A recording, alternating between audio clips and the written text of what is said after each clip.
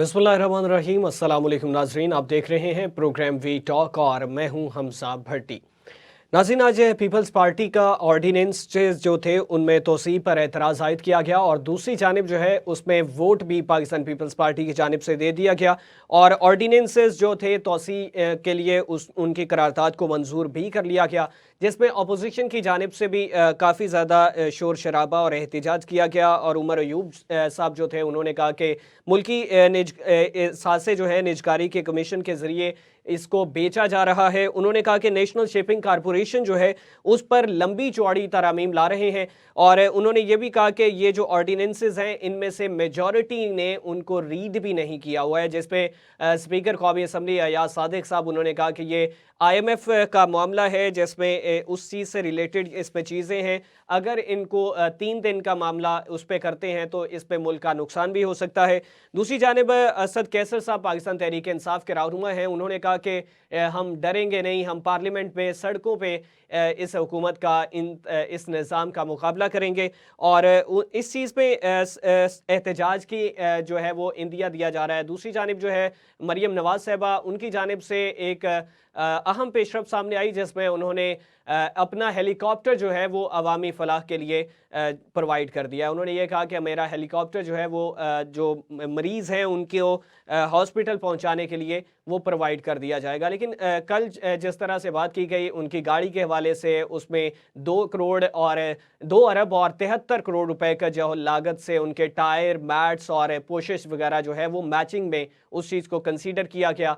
और इसी तरह से जो रमज़ान पैकेज पंजाब में प्रोवाइड किया जा रहा है उस हवाले से उसमें तस्वीर बनाना ज़रूरी करार दी गई और उसमें लाइनों में खड़ी ख़ातीन, बूढ़े बुज़ुर्ग, बच्चे कई जगहों पे जो है वो आम शाहराहों पे नज़र आए। हालांकि दावा ये था कि उनको दहलीज़ पे ये दिया जाएगा, मगर इसमें क्या हकीकत है, किस तरह से उस पर अमल दरामद करवाया जा रहा है या नहीं, ये पहला पैकेज था, पहला प्रोजेक्ट था वज़ीर आला मरियम नवाज साहबा के तरफ से, लेकिन उसमें भी जो है वो उस तरह से डिलीवर करती हुई दिखाई नहीं दे रही। हमारे पास एक्सपर्ट पैनल हमारा मौजूद है जिसमें मुकीम अहमद साहब हैं, हसाम दुरानी साहब हैं और राजा रज़ाक साहब हैं। बहुत शुक्रिया तमाम मेहमानों का।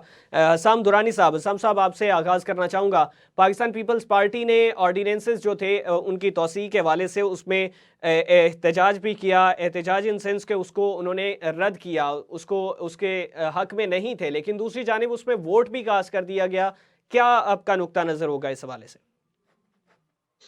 जी देखें, ये जो बात अभी आपने की है कि उसमें जो 7 ऑर्डिनेंस थे उनकी मुद्दत में तोसी भी कर दी गई और सबसे पहले जो था पीपल्स पार्टी ने उसके ऊपर एतराज़ात भी किए और उसके बाद उसको लेके भी चल भी पड़े।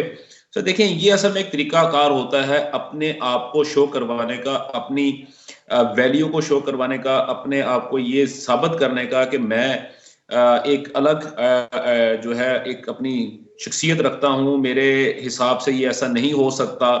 लेकिन क्योंकि आप एक ऐसी जमात के साथ आपका इत्तेहाद हो चुका है और आपकी ही मदद से जो है हुकूमत जो है वो कायम हो चुकी है, तो लिहाजा आपने जो भी करना है आपने उनके साथ लेके चलेंगे। और दूसरी बात ये है कि ये हुकूमत फॉर्म होने से पहले ही ये बात जो थी वो PTI वाले, सॉरी पीपल्स पार्टी वाले, ये हर जगह पे, हर फोरम के ऊपर ये बात ऑलरेडी कह चुके हैं कि हम हुकूमत का हर सूरत में साथ देंगे और हम हुकूमत को चलाने की पूरी कोशिश करेंगे।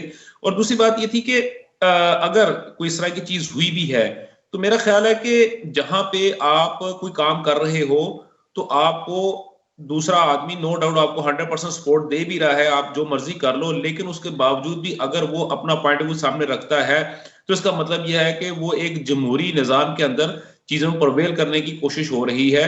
और ये मैं ये कहूंगा कि बहुत अच्छी एक मिसाल है कि आप एक जमहूरी निजाम को डीरेल हुए बगैर या उसको किसी किस्म की कदगन लगाए बगैर आप लेके चल रहे हैं।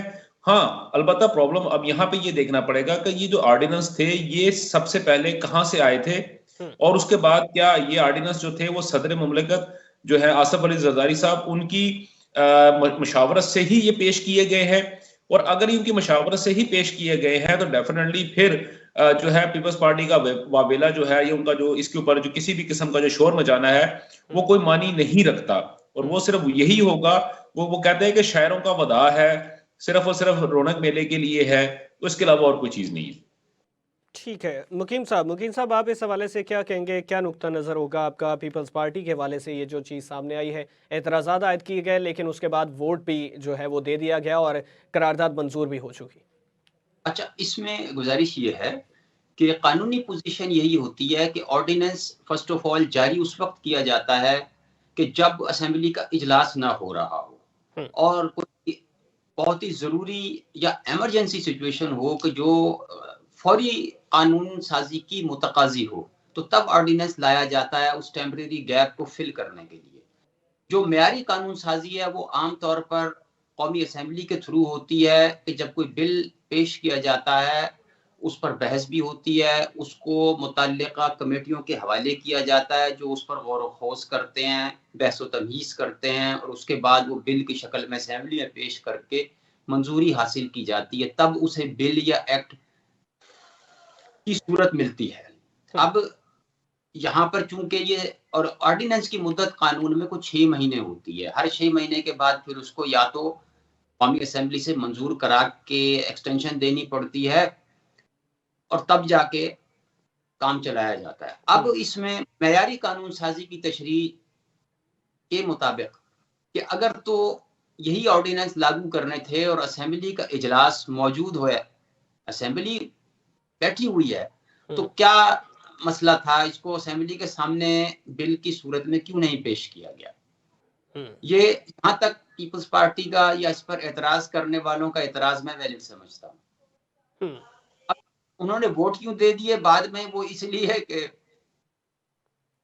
फोटो सेशन भी हो गया, सियासी शनाख्त भी क्रिएट हो गई, अपोजिशन की आवाज भी दब गई, पीपल्स पार्टी उभर के सामने आ गई और उसके बाद चूंकि वो मखलूत हुकूमत का हिस्सा है, उन्होंने एक वो सियासी पॉइंट गेन करने के बाद उनकी राजी बर रजाए हुकूमत हो गए। तो ये कुछ सूरत हाल है और ये कोई अच्छी सूरत हाल नहीं है। अगर मयारी कानून साजी के हवाले से देखें, असेंबली के इजलास के दौरान यानी कोई भी कानून साजी करनी है, इससे बेहतर फोरम और इससे बेहतर तरीका हो नहीं सकता था मेरी नज़र में। जी ठीक है। अच्छा, इसमें मुकीम साहब, कल भी हमने इस चीज़ को ज़ेर बहस रखा कि चेयरमैन इरसा जो हैं उनके हवाले से भी पाकिस्तान पीपल्स पार्टी ने एतराज़ात आयद किए और वज़ीर-ए-आज़म शहबाज शरीफ साहब से उस हवाले से तहफ़्फ़ुज़ात का इज़हार किया और यकीन दहानी भी करवाई गई प्राइम मिनिस्टर पाकिस्तान की जानिब से कि वो नोटिफिकेशन जो है उसको वापस कर लिया जाएगा। वो एक सूबे वाला मामला जो तरमीम के मुताबिक तय पाया था कि एक दफ़ा एक सूबे का जो है उसमें आएगा और एक दफ़ा दूसरे सूबे का, तो ये सिंध का इस दफ़ा से बन रहा था, लेकिन उस पर नोटिफिकेशन जो है वो जारी कर दिया गया, तो उस पर रिवर्स वाला प्रोसेस भी सामने आ रहा है। देखिए, ये अच्छी बात है कि हुकूमत ने समझ लिया था कि गलत कदम उठा दिया गया है। यानी अगर एक रिवायत पहले से मौजूद है या एक ट्रेडिशन प्रिवेल कर रही है या इन नकात पर कभी कोई मुत्तफ़िका राय कायम हो गई थी कि जी ये रोटेट करेगी ये पोजीशन जो है अमंगस्ट द प्रोविंसेस, और मैं समझता हूँ बहरहाल वो बड़े काबिल आदमी थे, इरसा के चेयरमैन जिन्हें बनाया गया जफर महमूद, वो फेडरल रहे और पीटीआई की हुकूमत में ज़ेर अताब भी रहे। बहरहाल अब यानी वो कहते हैं ना, हाथियों की लड़ाई में चींटियों का नुकसान, मतलब एक अच्छा भला आदमी जो है एक गलत मूव की वजह से खामखा खराब कर दिया गया। मेरे हिसाब में काबिल आदमी थे, लेकिन यह है कि वो कंसल्टेशन या प्रेपरेशन इतनी अच्छी नहीं थी और नतीजे के तौर पे एक खामखा का फिसाद पैदा हुआ।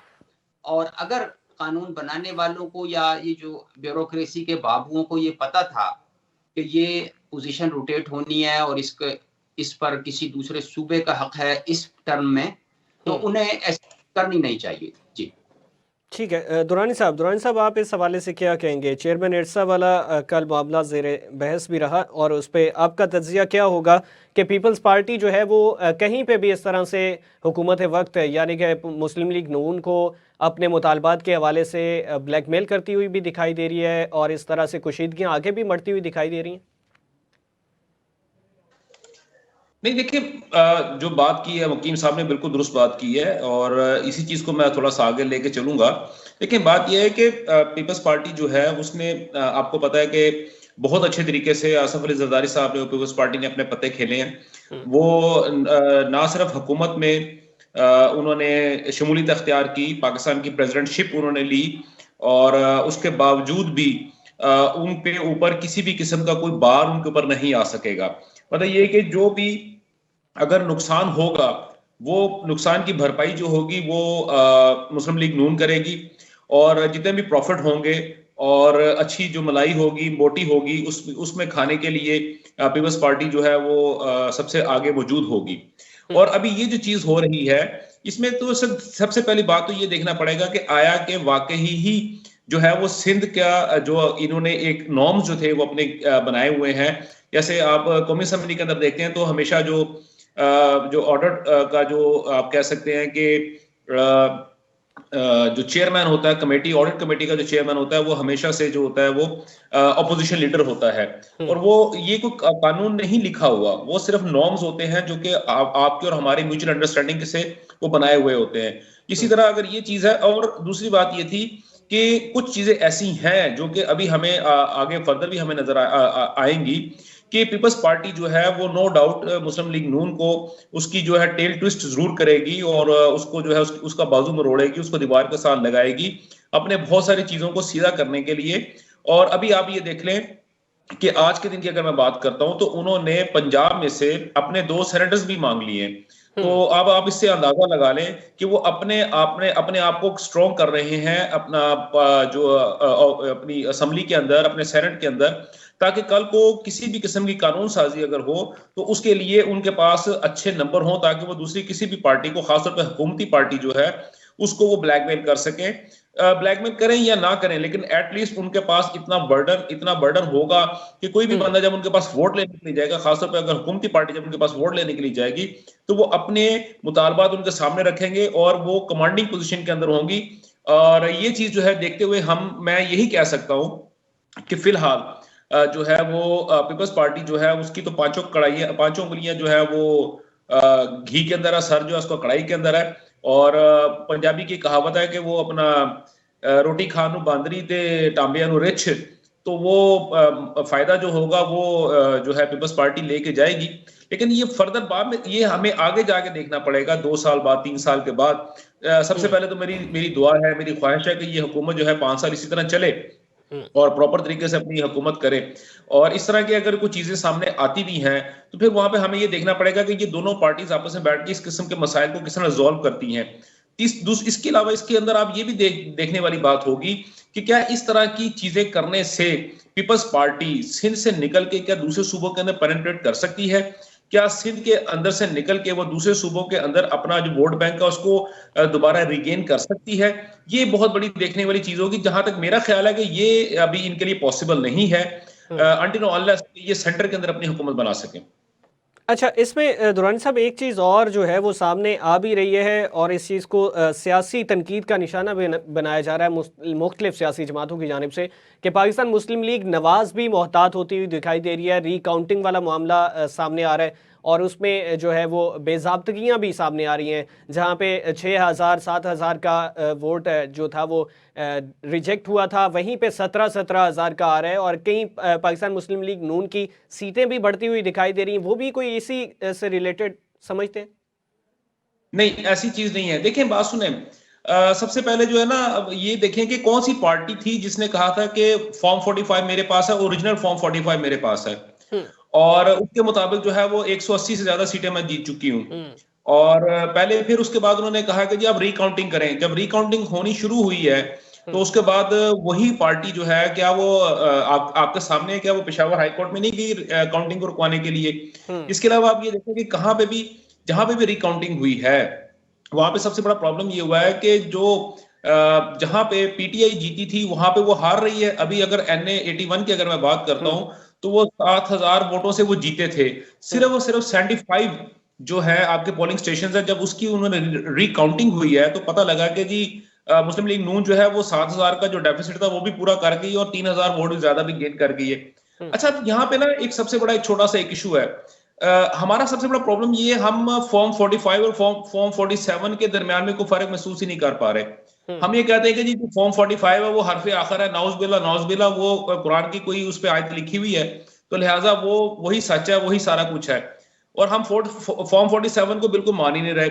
आप मुझे सिर्फ छोटी सी बात बताएं, आपने भी पूरे इलेक्शंस जो था वो आपने उसको देखा था, आपने पूरे प्रोसेस को चेक किया है, आप मुझे छोटा सा फर्क बता दें फॉर्म 47 और फॉर्म 45 के दरमियान में क्या फर्क है? ये मेरा आपसे एक सवाल है। अच्छा दुरान साहब, उसमें कुछ चीज़ें जो हैं वो सामने भी आई हैं, जिसमें जो बॉल पॉइंट के साथ डबिंग करते हुए चीज़ों को चेंज भी किया गया। अगर फॉर्म इसको आप 45 छोड़ दें, इसको देखिए, इसको अगर मैं ऐसी बात करता हूं, आप मुझे बताएं कि जब पीटीआई ने डे फर्स्ट से फॉर्म 45 अपने अपलोड करने शुरू कर दिए थे, उनकी उनकी जो एप्लीकेशन जो थी, जो उसके ऊपर आपने जाके चेक किया था, उसमें से कितने ऐसे थे जिनके ऊपर सिग्नेचर्स मौजूद थे, किनके ऊपर थंब इंप्रेशन मौजूद थे, और कितनों के ऊपर जो अपना आईडी कार्ड का नंबर भी लिखा हुआ था। देखिए ये बातें ना करें। देखें अब मेरी अब आगे मुझे आगे थोड़ा सा आगे इसको चल लेने दें। देखिए आपके और मेरे दरमियान में बहस तो है नहीं ना, ये तो हम एक चीज के ऊपर बात कर रहे हैं। तुरन साहब, बात इसमें ये है बेज़ाब्तगियां तो सामने आई, जिसमें मुख्तलिफ रिपोर्ट्स और सर्वे भी सामने आए। NA-135 की अगर मैं बात करूं तो वहां पे 31 की NA-31 जो था, वहां पे कुल तादाद जो है वो नवाज शरीफ वाला हल्का जो था, वहां पे कुल तादाद जो है वो वोटों की वो कम थी और कास्ट किए गए वोट ज्यादा थे। देखिए आपने ये फॉर्म 47 की बात कर रहे हैं कि फॉर्म 45 की बात कर रहे हैं? पहले मुझे ये बताएं। फॉर्म 45 की। देखें बात सुने, अगर आप सिर्फ एक हलके की बात करते हैं, फॉर्म 40 अपना नवाज शरीफ वाले हलके की बात करते हैं, तो उस हलके के ऊपर अगर मैं बात करता हूं तो मेरा खुद उसके ऊपर रिजर्वेशन है। मैं खुद चाहता हूं कि उसको प्रॉपर तरीके से ओपन किया जाए, पहली बात। और इमरान और नवाज शरीफ साहब का सिर्फ पंजाब या लाहौर के अंदर हल्का नहीं, जहां से दूसरे मानसरा से जहां से वो हारे थे, वो उस हल्के को भी ओपन किया जाना चाहिए। दो चीजें। लेकिन सब हमारा प्रॉब्लम ये है कि हम लोग एक चीज को जो है वो नाउज़ बिल्ला उसको हदीस समझ लेते हैं, और उसके ऊपर हम पक्के हो जाते हैं, ढीठ हो जाते हैं। और वो चाहे पीटीआई वाले हों, चाहे वो नून लीग वाले हों, या पीपल्स पार्टी वाले हों, एमपीएम वाले हों, दुरान साहब, किसी बात भी यह जमात है वाले कि हों। हदीस वाली बात नहीं। 2017 इलेक्शन तरमीमी एक्ट जो है 95(3) सेक्शन और उसमें जो है 10(3) सेक्शन, उसकी जो है वो खिलाफ वर्जी हुई है, जिसमें नताइज ताखीर का शिकार हुए। फॉर्म 45, फॉर्म 47, 49 और 48 ये भी जो है वो वक्त पर अपलोड नहीं किए गए। तो इस पे सवालिया निशान तो बनता है। आप मुझे ये बताएं कि 2018 में इलेक्शन का रिजल्ट कितने घंटों में आ गया था?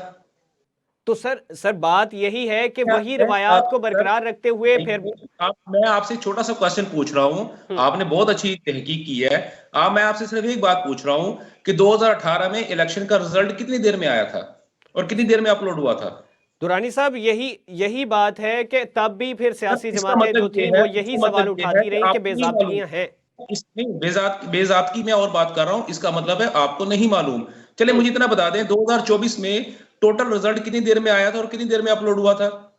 सर रिजल्ट्स तो जो थे वो तो अपनी तवक्कुआत के मुताबिक जो है, पार्टीज ने अपनी तवक्कुआत के मुताबिक उनको डिले भी किया और उसी के मुताबिक उसको लाया भी गया। अब ये पार्टीज करवाती हैं या फिर नहीं, पार्टी नहीं, ये बात ये नहीं है। बात ये है भाई मेरे, बात ये है, आपको जब आपको और मुझे किसी चीज की इंफॉर्मेशन नहीं होगी, आप और मैं अगर हम इल इन्फॉर्म्ड होंगे तो हम इसी तरह की बातें करेंगे, हम इस तरह की चीजें करेंगे।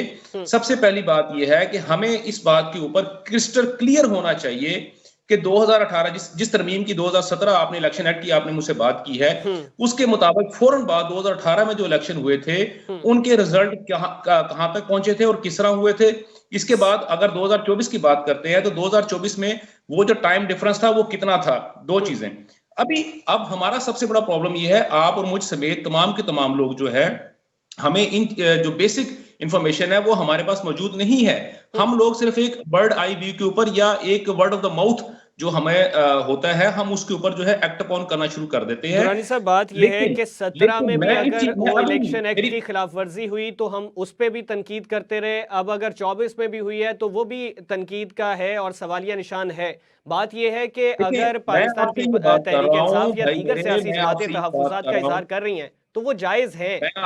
मैं आपसे ये बात कर रहा हूं कि चाहे 2018 का इलेक्शन हो, 2013 का इलेक्शन हो या 2024 का इलेक्शन हो, मैंने आपको ये बात कही है, बल्कि अभी अगर 2024 के इलेक्शन की बात की है तो आपने अगर नवाज शरीफ के इलेक्शन की हल्के की बात की तो मैंने आपको कहा मेरी खुद रिजर्वेशंस हैं और मैं चाहता हूं कि उस हल्के को खोला जाए।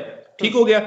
दूसरी, लेकिन प्रॉब्लम हमारा ये होता है कि हम किसी चीज को सोचे समझे बगैर कर रहे होते। आप मेरी इस बात को भी समझें, मैं आपसे ये कह रहा हूं कि बेसिक इंफॉर्मेशन जब तक हमारे पास नहीं, अब हमें ये कहा जाता है कि फॉर्म 45 और फॉर्म 47 के दरमियान में डिफरेंस है, मैं मान लेता हूं, लेकिन हमें ये नहीं पता है वो डिफरेंस क्यों आता है। क्या आपके जो नाजरीन है, जो आपके जो व्यूअर्स हैं, आपने अभी तक उनको इस बात ये इंफॉर्मेशन दी है कि फॉर्म 45 और फॉर्म 47 के दरमियान डिफरेंस क्यों आता है?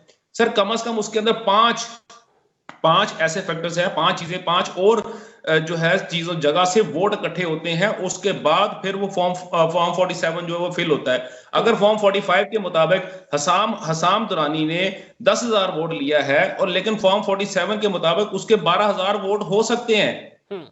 वो क्यों हो सकते हैं? क्योंकि उसके अलावा 5 की फैक्टर्स और भी हैं। उसके अंदर पोस्टल जो है वो आपके वोट भी उसमें शामिल होते हैं, उसके अंदर आपके सरकारी अफसरान के वोट शामिल होते हैं, उसके अंदर आपके जो जिन वोटों के ऊपर रिजेक्ट किया होता है या जिनको होल्ड किया होता है वो भी शामिल उसके अंदर होते हैं। मतलब ये कि उनमें से जो वोट रिजेक्शन के बाद अगर उनको दोबारा रिकाउंट किया जाता है, उनमें से जो वोट दुरुस्त हालत में निकलती, चाहे वो 1 हो, चाहे 2 हो, चाहे 3 हो या कोई भी ना हो, वो भी उसके अंदर शामिल किया जाता है। इसलिए फॉर्म 45 और 47 के दरमियान में डिफरेंस आता है।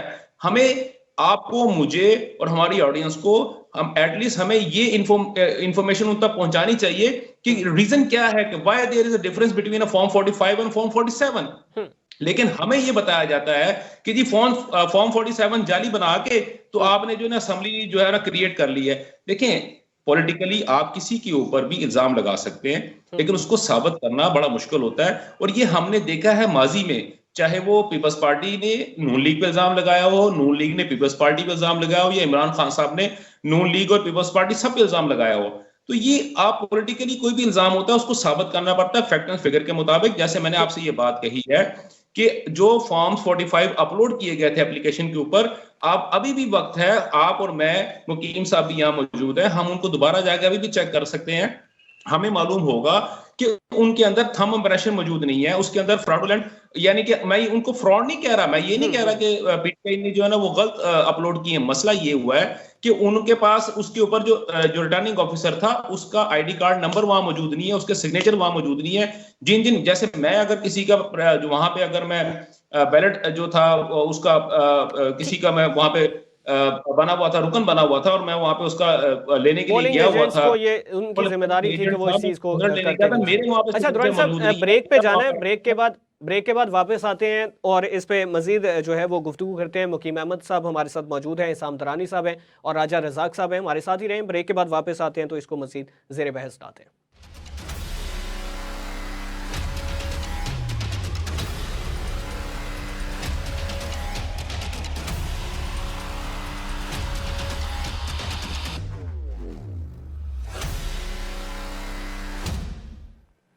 वेलकम बैक नाजरीन।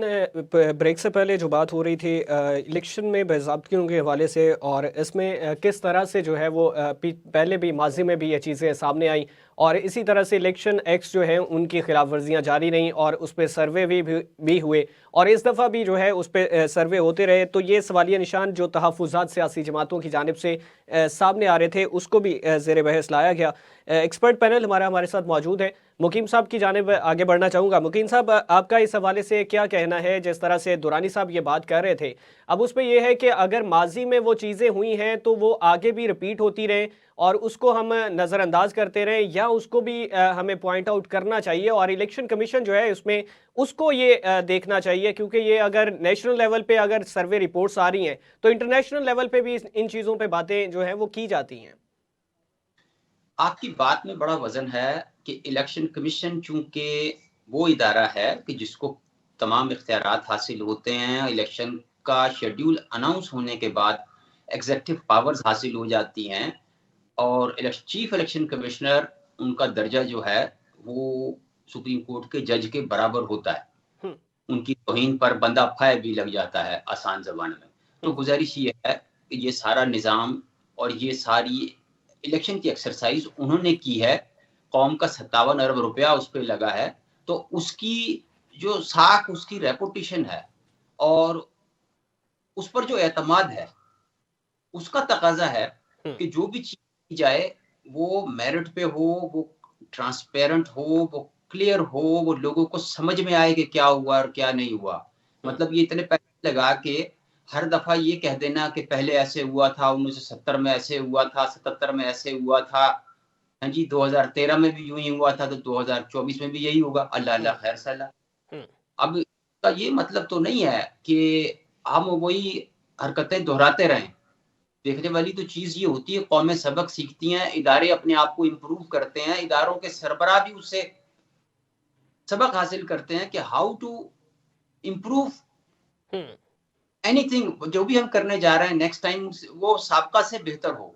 लेकिन यहाँ तो ये हुआ है कि वो बद से बदतर होता जा रहा है काम। ये नहीं हुआ कि अगर एतराज हुआ या कोई नेग्लिजेंस हो गई, इंसानी लफ्जिश हो गई, तो उसका एलिमेंट तो आप हर सिस्टम में डिवाइस करते हैं। आप जब कोई बजट बनाते हैं तो ये सोचते हैं कि यार 2 से 3% लॉसेस भी हो सकते हैं या 5% तक कोई इंसानी लफ्जिश जो है वो इस सारे निजाम पर मसला भी खड़ी कर सकता है। जी अच्छा मुकीम तो साहब, ये आप इसमें समझते हैं कि ये नून लीग जो है वो सेफ साइड के लिए ये चीज़ें आ रही हैं पाकिस्तान मुस्लिम लीग नवाज की जानिब से, पाकिस्तान पीपल्स पार्टी को मद्देनजर रखते हुए आगे आने वाले दिनों के हवाले से? देखिए ये टू अर्ली हमारे यहाँ कुकिंग शुरू हो गई है कि वो जी ब्लैकमेलिंग और ये है और वो है। अब वो दोनों हर जमात का अपना तशख्खुस है, हर जमात ने अपने मंशूर के ऊपर इलेक्शन लड़ा है, फिर दोनों के दरमियान हसूल इक़्तिदार की जंग है 40 साल से। अब लोग ये समझ लेते हैं कि जी वो एक किसी इशू पर अगर किसी पार्टी के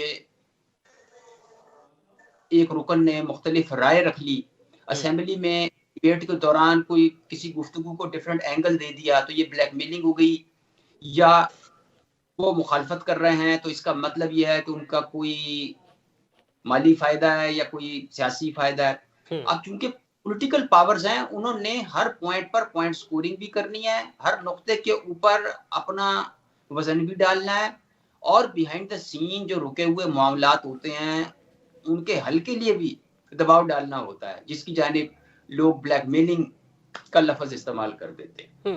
अच्छा, अब गुजारिश ये है कि हमारी तारीख में कोई 18 मखलूत हुकूमतें आई लेकिन एक भी कामयाब नहीं हुई, तो ये चीज भी ओवरशैडो कर रही है हर अमल को मुत्तहिदा हुकूमत के, और हर उनके एक्शन के ऊपर इसी तवक्को से लोग नजर रखे हुए हैं कि यार ये अब कोई गड़बड़ हुई, अब ये गए और अब ये गए। तो मेरा ख्याल है ये बहुत अर्ली है कि जिन्होंने ये सियासी ख्वाहिशात का ताजमहल बनाया है वो इतनी जल्दी इसको डिमोलिश नहीं होने देंगे।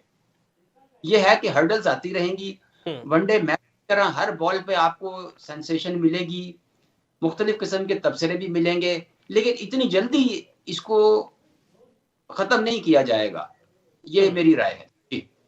ठीक है। अच्छा दुरानी साहब, IMF का मामला जो है वफ्द पाकिस्तान में है और कुछ मुतालबात और शराइत जो हैं वो सामने आ रही हैं, जिसमें रियल स्टेट और ज़राअत और दीगर जो हैं शोबे उनको भी टैक्स लागू करने का कहा जा रहा है। और इसमें मोहम्मद औरंगज़ेब साहब जो हैं वो हमारे वज़ीर ख़जाना, और उनकी जानिब से भी कुछ चीज़ें सामने आई कि हम बहुत बड़ा पैकेज जो है वो इस दफ़ा IMF से लेने जा रहे हैं। तो क्या समझते हैं, दूसरी जानिब जो है वो पाकिस्तान तहरीक इंसाफ के कारकुनान की जानिब से अमेरिका में जो है वो एहतजाज भी किया गया, और यहाँ पे भी जो है उस चीज़ को मद्देनज़र रखा जा रहा है कि ये चीज़ जो है वो रखी जाए कि खान साहब से मुलाकात नहीं करने दी जा रही, इंतखाबात में जो है वो शफाफियत नहीं थी। तो ये चीज़ें जो है रुकावट बन सकती हैं या नहीं बन सकती?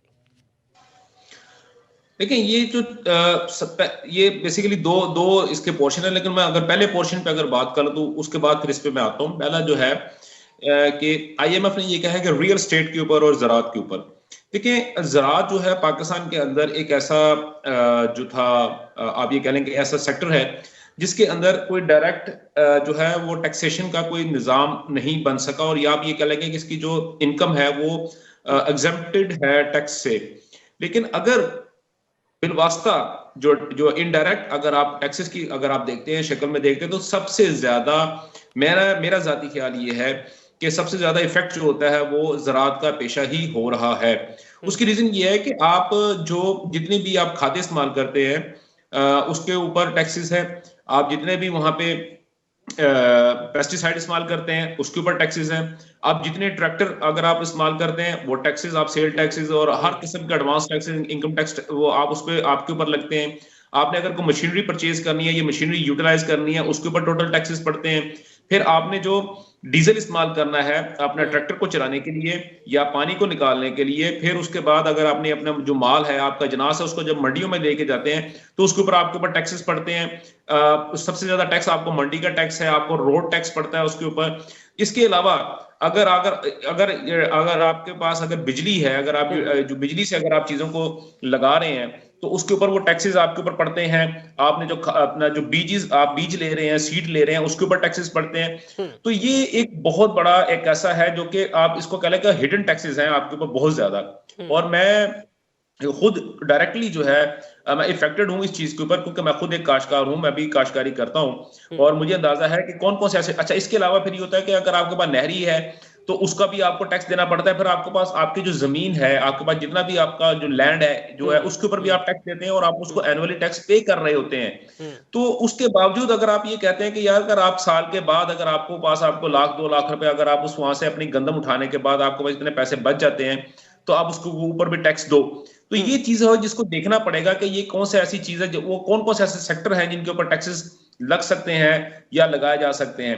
दूसरी बात कि उन्होंने कहा कि रियल एस्टेट के ऊपर, ठीक है, मैं इसके ऊपर बिल्कुल 110% एग्री करता हूं रियल एस्टेट के ऊपर, क्योंकि हमारा जो यहाँ पे जो माफिया बैठा हुआ है जो कि रातों रात फाइल्स परचेज करता है और रातों रात फाइल्स को 2-4 दफा घुमा फिरा के करोड़ों और अरबों रुपए की शक्ल में पैसे इकट्ठे कर लेता है, आपकी और मेरी जेबों से पैसे निकालता है और वो उसके ऊपर वो फाइल सेल करता है और उसकी बुनियादों पे वो जमीन परचेज करता है और महंगे दामों जमीन जो है वो हमें बेचता है और खुद निकल जाता है। उसके ऊपर जो टैक्स लगेगा डेफिनेटली उसकी आमदन के ऊपर टैक्स होना चाहिए।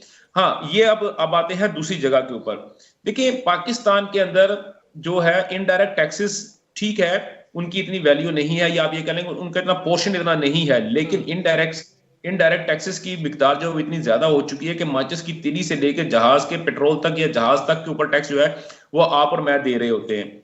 अब दूसरी बात आपने बात की है आपने पीटीआई की, इस पे सिर्फ लिमिटेड तबका ही देगा जैसे देता आ रहा है पिछले कई सालों से, पिछली कई दहाइयों से, या फिर जो हकदार हैं वो भी देते हुए दिखाई देंगे? नहीं, हकदार तो लेता है हमेशा, हक नहीं आप ये कह लें कि जो उस टैक्स सर्कल के अंदर आएगा। हाँ, अभी पिछला जो साल था, जो लास्ट ईयर था, उसके अंदर एक बहुत अच्छी जो मूव आई है वो ये थी कि जिन जिन लोगों ने टैक्सेस पे नहीं किए थे, एग्रीकल्चर टैक्स जो थे, मेरे अपने गांव में जहां पे जहां मैं जमीन अपना काश्तकारी करता हूं वहां पे लोगों को एफबीआर की जानब से जो है उनको नोटिस भी आए हैं और उनको जुर्माने भी हुए हैं कि उन्होंने टैक्सेस पे नहीं किए। दूसरी बात यह कि जो लोग एनटीएन जो जिनके पास एनटीएन नंबर नहीं है, जो अपनी सालाना रिटर्न जमा नहीं करवाते, डेफिनेटली वो लोग थोड़े परेशान होंगे, लेकिन जब एक दफा वो टैक्स नेट के अंदर आ जाएंगे तो ऑटोमेटिकली चीजें जो सीधी होनी शुरू हो जाएंगी, क्योंकि फिर बहुत सारे ऐसे ऑप्शन आपको मिल जाते हैं जहां पे आपको टैक्स एग्जम्पशन का आप फायदा उठाते हैं, आप रिबेट का फायदा उठाते हैं और आपको सब्सिडीज का भी फायदा उठाते हैं। अब बात हो रही है दूसरी तरफ जो आपने पीटीआई की बात की है, एहतजाज की बात की है। देखिए, पीटीआई ने तो कहना तो नहीं चाहिए, लेकिन अपने आप को साबित वो कर रहे हैं कि वो पाकिस्तानी रियासत के खिलाफ है। और मुझे बड़े दुखी दिल से ये कहना पड़ रहा है कि इमरान खान साहब ने अपने आप को साबित किया है कि वो एक एंटी स्टेट पर्सन है। अब शहबाज गिल साहब जो है वो यहाँ से भागे हुए थे कि जी मेरी जान को खतरा है या मेरे पे यहाँ पे मुकदमात हैं, वो वहां पे अमेरिका में ओपनली फिर रहे हैं और वो क्या कुछ कर रहे हैं वो सबके सामने है। अभी 2 दिन पहले भी तारड़ साहब ने एक प्रेस कॉन्फ्रेंस की और उसमें उन्होंने कहा कि जी इन्होंने यूरोपियन यूनियन को लेटर लिखा है और या उस पर पटिशन जो है वो एक साइन करवा रहे हैं ट्विटर के ऊपर या सोशल मीडिया के ऊपर, वो जो है GS+ जो है वो हमारा खत्म कर दिया जाए। तो उसके ऊपर जो था वो पीटीआई की जानब से बड़ा स्ट्रॉन्ग उन्होंने उसको कंडेम किया और उन्होंने तरदीद की कि नहीं जी हम ये नहीं कर रहे। लेकिन वो अगले दिन ही साबित हो गया, वो जो पटिशन जो ये साइन करवा रहे थे, जिसको आगे फॉरवर्ड करवा रहे थे, वो सबके सामने आ गई हुई है। तो मैं आपसे देखिए, हमजा, आप और मैं, मुकीम साहब, हम लोग वो लोग हैं जो कि बेसिकली हम चाहते हैं कि हमारी रियासत जो है फ्लरिश करे, हमारी रियासत जो है वो स्ट्रांग हो। देखिए, अगर मैं बात करता हूं, जिस तरह अभी बिल्कुल प्रोग्राम के शुरू में आपने मुझसे क्वेश्चन पूछा था, पीपल्स पार्टी और नून लीग के जो जो आपस में मामला चल रहे हैं, तो देखें, मैं अकेला नहीं कह रहा, बहुत सारे लोग कह रहे हैं, पूरे पाकिस्तान की जो पॉलिटिकल पार्टीज हैं, जो पॉलिटिकल सेंस रखते हैं, वो ये कह रहे हैं कि नून लीग ने और पीपल्स पार्टी ने अपनी पॉलिटिक्स को तबाह कर लिया है, लेकिन उन्होंने मुल्क की रियासत को बचाने की पूरी कोशिश की है। लेकिन इमरान खान साहब जो है वो अपनी पॉलिटिक्स के पीछे, अपनी पॉलिटिक्स को बढ़ाने के चक्कर में मुल्क की रियासत को नुकसान पहुंचाने की पूरी कोशिश कर रहे हैं। और आज जो कुछ भी हुआ है, कल भी जो कुछ हुआ है, परसों भी जो कुछ हुआ है, वो रोज एक एक ऐसी चीज बनती हुई आ रही है जो कि संजीदा लोग, जो साहिब दर्द जो रखने वाले लोग हैं, जो दर्द दिल रखते हैं पाकिस्तान के लिए, उनके नजदीक इमरान खान साहब का, पीटीआई का ये जो वतीरा है वो इंतहाई मनफी है। और अगर देखा जाए तो इसकी वजह से, जैसे आपने कहा था कि इंटरनेशनल में कम्युनिटी के अंदर या इंटरनेशनल मीडिया के ऊपर क्या बातें हो रही, तो आप वहां पे, मुझे एक बात समझ नहीं आती, आपकी आसम मुनीर साहब के साथ क्या लड़ाई है? आप वहां पे आईएमएफ के ऑफिस के बाहर आसम मुनीर साहब के खिलाफ क्यों कंपेन कर रहे हैं कि वो एक इलीगल जो है वो आर्मी चीफ है? यार what the hell is this यार, खुदा का खौफ करो यार। आप देखिए हमजा, आपकी मेरी अगर लड़ाई होती है, हम एक घर के अंदर रहते हैं, तो क्या ये होगा कि आप घर से बाहर निकल जाओ, सड़क के ऊपर शोर मचाना शुरू कर दो, लोगों को इकट्ठा करना शुरू कर दो? यार देखो, ये तो हमारी अपनी जग हसाई है ना। अगर आपको सिस्टम के साथ किसी किस्म का इशू हुआ, तो इस मुल्क के अंदर बैठ के आप सिस्टम से लड़ाई क्यों नहीं तहफ़्फ़ुज़ात करते? अपने जो हैं वो उनको सामने रखा जाए और उस चीज़ पे सॉर्ट। अच्छा, मुकीम साहब से पॉइंट ऑफ व्यू लेना चाहूँगा उनका। मुकीम साहब, आप इस हवाले से क्या कहेंगे? टाइम कम है, इसको अकॉर्डिंग नहीं करिएगा, एक क्वेश्चन बाकी है, वो भी मैं आपसे उस पर भी तजिया जानना चाहूँगा। आप इस हवाले से क्या कहेंगे? आईएमएफ का एक जो ये सामने आ रही हैं चीज़ें, मुतालबात हैं, और दूसरी जानिब इस तरह से पाकिस्तान तहरीक इंसाफ की जानिब से एहतजाज जो किए जा रही हैं। देखिए जी, आईएमएफ के पास आप जाते हैं तो फिर वो आपको रिस्ट्रक्चरिंग का आइडिया भी देते हैं, और दूसरा ये है कि आईएमएफ आपके घर नहीं आया, आप उसके पास जा रहे हैं। और ये हम लोगों को इसका अंदाजा है कि आईएमएफ के अलावा जो इदारे या बैंक्स लोन देते हैं, वो 5 से 6% पर देते हैं। आईएमएफ जो लोन देता है वो 1.5 और 2.5% के दरमियान होता है। और आप खुद देख लें कि वो कंपैरेटिवली चीपर होता है मार्केट से। लेकिन जब वो आपको कोई फाइनेंशियल सपोर्ट देते हैं तो उसके साथ उनका प्लान आता है। हमारे यहाँ उसको बड़े मकरूह तरीके से पोर्ट्रे किया जाता है कि बहुत बड़ा ड्रैकुला है। तो भाई जी, वो ड्रैकुला के पास हम खुद गए हैं, ड्रैकुला घर नहीं आया, पहली बात। दूसरा ये है कि उनके पास आपकी इकोनॉमी को सहारा देने का तरीका यही होता है कि आप अपने वसाइल से रेवेन्यू इकट्ठा करें। तो वो या तो फिर आप बिल बढ़ेंगे या आप पे टैक्सेस लगेंगे। अब ये सारे जो यूरोपियन कंट्रीज हैं या फर्स्ट वर्ल्ड जिसे आप कहते हैं, वहां टैक्स का स्ट्रक्चर कैसा है? वो ऐसा ही है कि वो सड़क पर झाड़ू देने वाला भी अपनी तनख्वाह में से कानून के मुताबिक अदायगी करता है, उसके बाद बाकी तनख्वाह मिलती है। अब आप कह देंगे तो उनके यहाँ सहूलतें बहुत है, वो सहूलतें फिर टैक्स से ही देते हैं, मतलब वो अपनी जेब से नहीं देते। अच्छा, जहां तक टाइम कम है, इसको वाइंड अप करिएगा, टाइम कम है। जी जी। जहां तक बात है पीटीआई की, मतलब ये किसी भी सियासी पार्टी की अप्रोच जो है बड़ी ही लो लेवल की होगी कि अगर वो अपने कपड़े बाहर जाके धोए। तो ये एक बड़ी बेवकूफाना चीज है कि हम दूसरे मुल्कों में कॉन्फ्रेंसिस के दौरान और आलमी इज्तिमात के बाहर और आलमी इदारों के बाहर वहां जाके अपने कपड़े उतारना शुरू कर देते हैं। तो ये तरीका ये नहीं है। आपके पास असेंबली मौजूद है, आप सेनेट में हैं, आप सूबाई असेंबलियों में हैं, आप यहाँ बहस करें, आपके पास मीडिया मौजूद है, आप अपनी दलील दें और अपनी बात में वजन पैदा करें, लोगों को हम ख्याल बनाएं, पूजा इसके कि लोगों पर इल्जाम तराशी करें, शख्सियात के ऊपर कीचड़ उछालें और मुआशरे को प्रोपगेंडा करें। तो मेरा ख्याल है कि बड़ी गलत अप्रोच है इदारों को खत लिखना, उनको किसी को मलाइन करना और किसी पे इल्जाम आयद करना। तो मैं ये दुआ ही कर सकता हूँ इस मुकद्दस महीने में कि अल्लाह हिदायत दे और हम अपनी सियासत को अपने घर तक ही रखें। जी ठीक ठीक है, बहुत शुक्रिया दुरानी साहब, बहुत शुक्रिया मुकीम अहमद साहब। ये सब तमाम सूरत हाल थी जिसमें पाकिस्तान पीपल्स पार्टी के कुछ ऑर्डिनेंस के हवाले से एतराज़ात थे, लेकिन उसमें वोट कास्ट कर दिया गया और वो करारदाद तोसी के लिए मंजूर भी कर दी गई। और इस पे जाना मुकीम अहमद साहब से, हसाम दुरानी साहब से, और दूसरा IMF के हवाले से जो है उनके मुतालबात के हवाले से, और ये तमाम तर सूरत हाल पाकिस्तान तहरीक इंसाफ के एहतजाज के हवाले से। बाकी आने वाले दिनों में क्या होता है, मज़ीद किस तरह से ये चीज़ें सामने आती हैं, वो भी ज़ेर बहस रखेंगे। अभी अपने मेज़बान हमजा भट्टी को इजाज़त दीजिए। अल्लाह हाफ़िज़।